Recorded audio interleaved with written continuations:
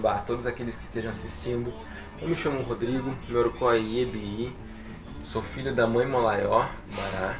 O significado do meu Orocó é aquele que alcançou gratidão, e é com esse significado, inclusive, que eu quero tirar uma brechinha para dizer o quanto eu sou grato por estar e por ter feito parte desse projeto do Batá, que me trouxe tanta proximidade com a minha religião e com o culto, com os orixás, por conta dos ensinamentos que são trazidos em ela.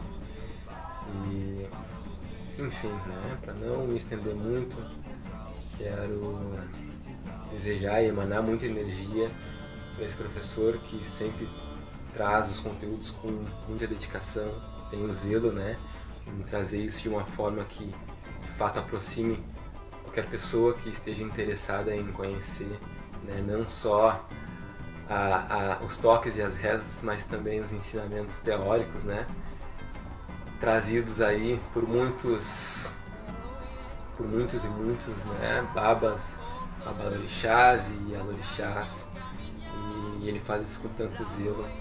E eu gostaria só de dizer que fico muito grato de ter feito parte desse projeto e de mais pra frente retomá-lo, porque ele de fato se fez e se faz muito importante na minha vida.